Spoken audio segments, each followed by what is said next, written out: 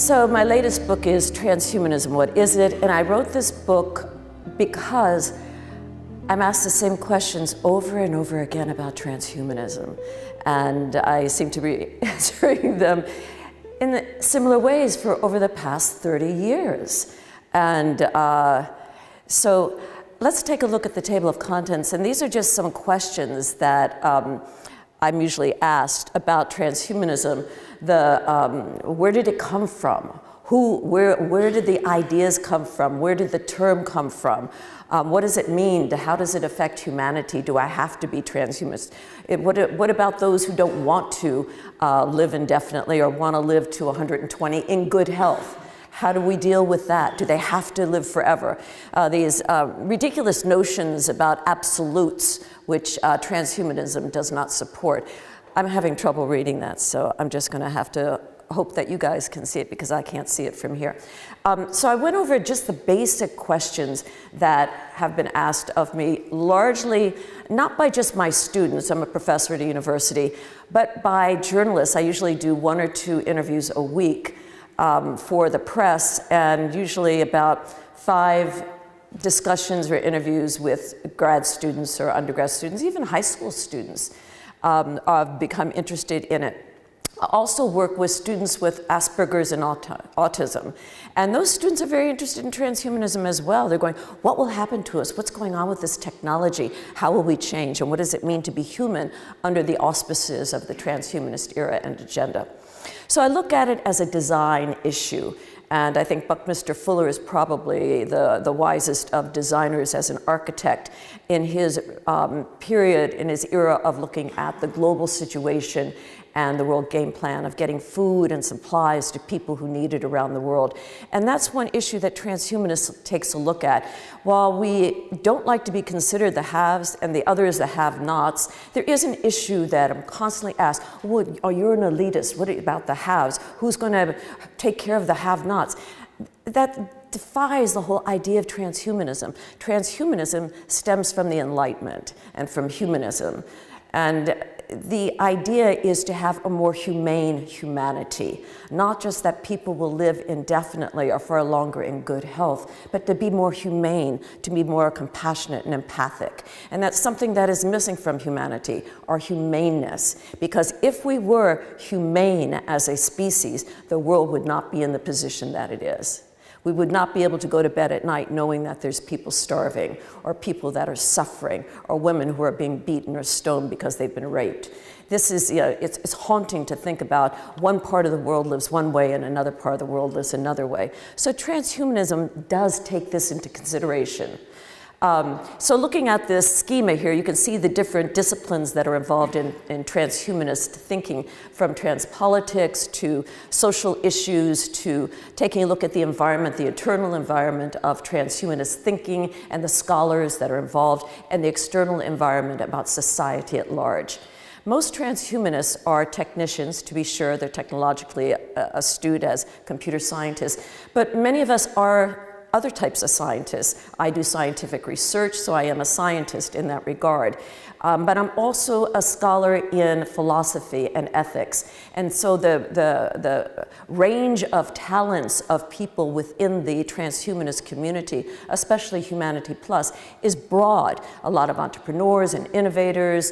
There are some artists, to be sure, but it's mostly made up of entrepreneurs looking at the world, politicians, economists, philosophers, neuroscientists, broad spectrum. But it's interesting because there have become more and more ethicists within transhumanism. So what is it? Transhumanism is a philosophy. There's no question about that. It was written by a philosopher in the schema of modern transhumanism. Who was an Oxford scholar. It's also a worldview. It's a way of looking at the world. It's a practice. Practicing transhumanist thinking means to really work at being a critical thinker and an innovative thinker and a visionary. You have to be able to get over the hump of a change and the fear of change and the unknown. The unknown can be very exciting. It's really something that I enjoy exploring, but it's also a bit daunting and scaring to think about, what are we going to become? So I have here a bit of an agenda of transhumanism, as modern transhumanism when it started, and where it's lifted off enormously. It's been exponential, the growth of transhumanist thinking around the world. And it doesn't mean that transhumanist thinking around the world is all pro. There's a lot of con, but that's good because at least we're asking questions. And the ability of transhumanists to answer those questions with a sense of not only not authority, not being authoritative, but a level of knowledge and expertise, and using the terminology that is understood across disciplines is very important as well. So where did it come from? Well, the Taoists, the pill of immortality, those ideas, but we think of that as fanciful. Even the proto-scientists as the Taoists, we think of that as, oh, they're a little bit off, a little bit weird. But the idea of living longer goes back to the Egyptians as well, and many different cultures throughout times. But when the idea was written by Dante Alighieri Dante, it meant to get out of a human condition. When it was picked up by T.S. Eliot, it was to get out of a human condition as well, of lacking the humaneness. And when Huxley wrote about it, he wrote about it as an evolutionary biologist and thinking about perhaps humans could overcome certain limitations biologically. Certainly we have forebears such as Jean Finot in France and Fedorov in Russia, who thought about these ideas as well from not only a religious but a scientific perspective. Modern transhumanism is where we are today, and it started in, let's say, the early 1990s, but the term transhuman has been around, and you can find it in bits and pieces going back to the 1940s and 50s. It kind of stems out of cybernetics with Norbert Wiener, and that's where the cyborg concept came out. And then, of course, Donna Haraway made the Cyborg Manifesto, which was a totally different concept about the cyborg. And interestingly enough, what she's writing about was really the transhuman, not the cyborg. So there's interesting contradictions along the way in the evolution of where the ideas came from. So how uncertain is the future? The future is extremely uncertain. We can prognosticate, we can be purveyors of information and a supposition, and we can certainly take a look at the different arguments that are put before us.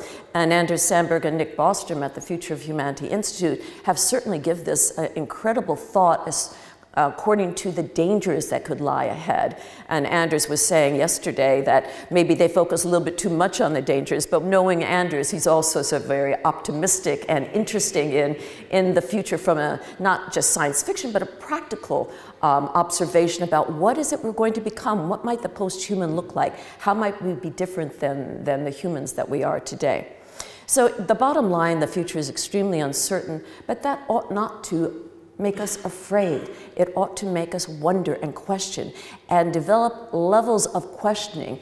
The issue that transhumanism really supports is questioning. Question ourselves as well in our own belief system and level of ethics. And there are so many ethical issues that have been put before us by Leon Kass and Francis Fukuyama and William Hulbert at George W. Bush's Bioethics Committee, and I've debated them, especially William Hulbert and Aubrey de Grey and I did in a film that was up for an Academy Award, interestingly enough, by students at Stanford University. But those questions all rely on morality. Francis Fukuyama's morality, Leon Kass's morality. Excuse me for not calling them doctors, I'm a doctor too, but I'm going to leave out those terms because it doesn't matter, we're people. So throughout my book, I do not use terms like Dr. So-and-so or Dr. So-and-so, but interestingly enough, Amazon put doctor by my name that I'm trying to get rid of because it looks so presumptuous. But the issues that have been put before us about ethics by Leon Kass and Fukuyama are about this X factor, or factor X as it's called, or human dignity. For goodness sakes, dignity in our genes? Isn't dignity in our consciousness? Isn't dignity in the way we behave, in our mannerisms, our language, how we treat each other? So dignity in the genes, there could be an element there to be sure, but it's more in our actions with others. And this factor X, I'm not sure what it is, and it couldn't be explained by those bioethicists who are anti-transhumanists saying transhumanism is the world's most dangerous idea. Well, perhaps it was at that time in the 1990s and early 21st century. Is it the world's most dangerous idea today? No, I don't think so. I think it's the world's most important idea, because if we don't understand the sciences and technologies that are upon us, we're going to mess up big time. So that is why transhumanists as a worldview, as an education factor, says learn the terminology, don't rely on others. Become experts at the level that you can yourselves in your respective fields, because we can't be 100% sure that anyone else knows the answer. So look at all sides of the issues. For example, in the United States, I watch Fox and I watch CNN and MSNBC, and I make up my own choice. Usually BBC is the best, but certainly can't rely on the news reporting. So will humans evolve, and if so, into what? Yes, indeed, we're going to evolve. We've never stopped evolving, and to assume that we are at the final stage of what we are as humans is not only naive, it's simply, from a scientific point of view, unworthy. How can we say this is the end point, that we're as good as we can get, that we have to still be driven by our reptilian brain, our brainstem, our fight or flight, and all the emotions that are derivatives of it, the envy, the jealousy, the fear, the hate, the gluttony, etc.? Well, the vision of the transhumanists is that we might become more humane, that through the aid of artificial intelligence, artificial general intelligence, it would help us be smarter and give us data at larger amounts through parallel processing that we can't sort through ourselves with our own brains. It's simply impossible. So what will we become? We don't know.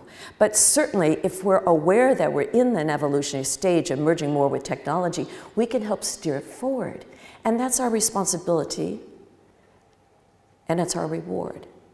Now here's an analogy. For the past 2 years, I've been taking care of my mother. Well, she passed, gosh, it's been the past year I have not, but 2 years before that I did. She came to visit me for 2 weeks, and she stayed for 2 years. She got sicker and sicker with her hip coming out and falling down in and out of the hospital, and then her dementia kicked in. So I was changing her diapers and helping her. I was not only her, her nurse, her secretary, her slave, her, the dementia is a really horrible thing to go through. And those of you who have done it, my heart goes out to you. And those of you who have not yet, my heart goes out to you, because you will. Taking care of our parents is an honor and a privilege.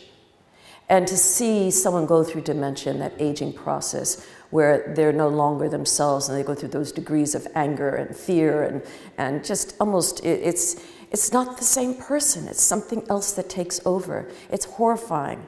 And that so many humans go through that is horrifying. So we would like to see dementia resolved and Alzheimer's resolved at some level. Memory is extremely important to our personal identity and continuity of identity over time. So no one knows what we'll evolve into, but certainly we are evolving, and we are merging more with machines, and we rely on our devices to not only aid our memory, but to also communicate. And the levels of communication are really seamless, but they're no near as seamless as they will become in the future. How long will people live? Well, wouldn't it be nice if you could live as long as you want to? For example, if you want to live to 84 and maybe 85 and then say, I've had enough, great. I'd rather you go saying, I've had enough, than go through what I witnessed with my mother. It's horrifying not only to a child, but to my mother, seeing her loss and knowing her mind was going, and her tears and saying, I'm no longer me. I don't know who I am anymore. So if we could reverse the memory loss, if we could slow it down, that would be quite wonderful. If we could live as long as one desires, whether it's 100 years or 300 years, who cares? It's your business. So anyone who says that you can't live as long as you want, and well, we have the tools, the technologies and the sciences and the social structures and political mechanisms to foster that, that would be fine. Now you go, okay, what about the have-nots? how long are they going to live? Are they not going to have the benefits that the transhumanists have? Well, of course they will. I mean, this is basic economics. You look at the marketplace, and it's just not in capitalistic countries, it's just general common sense that the more people who buy a product and the more competition that's out in the marketplace, the price goes down. Could that change? Yes, that could change with molecular manufacturing. And we listened to talks on that yesterday, where Peter Diamandis' book, Abundance, reflects Eric Drexler's earlier book, Engines of Creation, The Future of Nanotechnology. So people will live as long as they want, but people also need to be protected politically, and that's why I got involved in politics in Los Angeles and was elected on a transhumanist platform to talk about the technologies of the future. Now, I didn't like it. I resigned after a year because the Green Party wanted to know about technology but had their head in the sand. So that was not the party for me, and I don't think there is one for me. But I certainly will continue to be involved politically because it's important. Those who are making the laws, the rules, the legislation, and soliciting for their particular agendas based on their particular morality need to come to grips with the fact that not everyone has the same morality. Ethics is where we need to focus, not on one's morals. That's your personal business. But when we get into the larger arena of bioethicists and machine ethicists and just looking at arguments on all sides of the spectrum, we really need a sound sensibility. And in that sound sensibility, we need to also be sound about our financial well-being. So if you think about the political agenda, along with that, it's so important to consider your financial status and what is your investment, your capital investment in your life, and how long are you going to live, and how are you going to plan financially for that. And it's very important to think about that. I happen to follow someone who's very much a Christian thought leader, Bill Ramsey. He talks about not only not having any debt, no credit cards, but also getting to a point where you can give to others. And I think that's a really beautiful sentiment. I've never been able to do it financially because I've never been wealthy, but I've been very generous with my knowledge. I give constantly to others. And I think that money is kind of nebulous. I think ideas are worth their weight in gold. And to share them is what we need to be doing to be more humane, to share our knowledge, not to dictate to others and insist that my way is the right way, but to share knowledge and understand other people's position as well. So there are political agendas. We have different transhumanist political groups throughout the world, and each one is slightly different. And that's good. I like the idea of diversity and thinking about this because each country is different. And if we're a global movement, certainly we have to understand that left means something in one country and something else in another country. So liberal and conservative have different ideological backgrounds in different countries. So is there education? Now, this is something I'm very interested in, and I really want to devote more time to, not only as a faculty member in a university, but also I'll be retiring soon when I turn 70. And but I'm not going to retire. I'm just going to take my Social Security and teach what I want to teach, which is transhumanist thinking and a level of ethics and helping what I call the regenerative generation. People who are called senior citizens kind of unnerve me. It's the idea when in the United States you get this letter in the mail from the AARP at 50. Now you're a senior citizen. And I remember my husband, when he got it in the mail, he kind of freaked out and thought, why am I getting this? 50 is young, for goodness sakes. 70 is young, for goodness sakes. If you're young in your mind, you can be old at 20. So the psychology of our thinking is extremely important to us because it affects our behavior. So I came up with an idea about education. I'll be talking about it later today, so I don't want to dwell too much on it. But keeping informed, lifelong learning is the trending. And the bottom line is to resolve to evolve. Whether you're going to stay 100% human, fine. But at least be aware of the arguments that are out there today. And don't be one side versus another. Grasp as much information as you can. Be knowledgeable about even what you don't like. Find out why. And that will give you a better position to better understand your position. Diversity is important. So the haves and the have-nots is a 20th century phrasing that has somehow snuck across a border into the 21st century, where we need to be thinking about everyone and making sure that everyone has something of value, and making sure that we build better channels of delivery like Buckminster Fuller tried to do with the Global World Game Plan. We need to think about why people aren't getting what they need, and largely it's governance. At the border of between the Red Cross trying to get food and clothing to people in a country that is at war or suffering from some type of internal issue.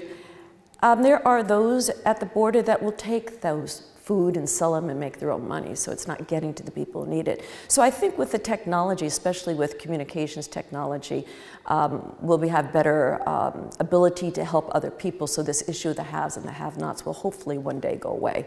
How much time do I have? Am I at time? 2 minutes. Okay, good. Oh, I timed it well. Okay, so let's see if I have another slide here. Yeah, so there's the back of the book, a must-read book. So you can get this on Amazon.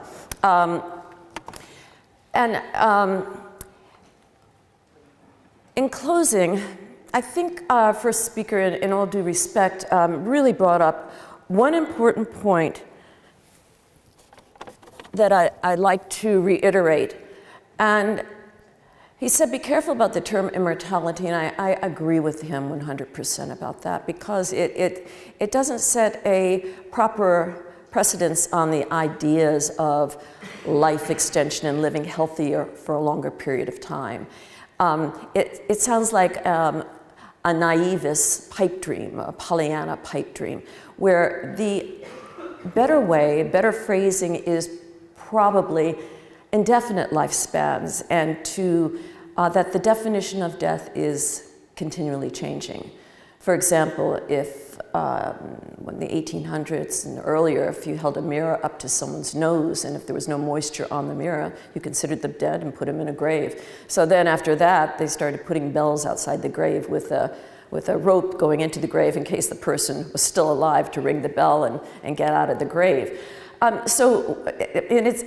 don't mean that in a funny way, because a very sad and tragic thing that happened. But there are, if you Google bells outside of cemeteries and graves, you'll see that bells were put there for people who were not dead yet, but assumed to be dead. We have been bringing people back from dead for many, many years now through fibrillation, through pounding on the chest. Someone's in a coma that could have been considered dead. They come back through proper care. So the evolution of the terminology of death is changing. It's going to change even more dramatically, where what was considered dead maybe 10 years ago will not be considered dead 10 years from now. And that ties into, certainly into cryonics, which I'm very supportive of. It's a great B plan if medical science does not reverse aging in enough time for those of us to get into the velocity liftoff. It's a pretty good plan. And one might say, well, isn't that a pipe dream about cryonics? No, it's not. That's where I've done my scientific research. And I had a scientific breakthrough, and I'm very proud of it. But it's just one small step when you bring back some animal that has been considered dead and put it into, vitrify it like an embryo. And then you bring it back to life, and its brain is still working. So I proved that long-term memory in this simple animal exists after vitrification or cryonic suspension. And so that's just one small step. There's larger steps that we're going to be seeing. And so those of you who are over 50, fear not. You will become the platinum hairs, not the silver hairs like mine. We will be the platinum thinkers and have an opportunity to share the wisdom of experience and failures and overcoming failures and looking at odds and improving our lives. And that's something that I think needs to be shared. In the past, There was a saying that people live so long and then they get decrepit and lose their memory, and then they die when they're at their richest time in life, when they've been through hell and back, they've been through so many problems and resolved them and picked themselves back and dusted themselves off and felt really great. And when it's time for them to share their stories, their feebleness gets in the way. Wouldn't it be lovely to have people tell their stories and help others with their stories? So that's my story, and thank you very much. I'm waiting to take it on. Okay.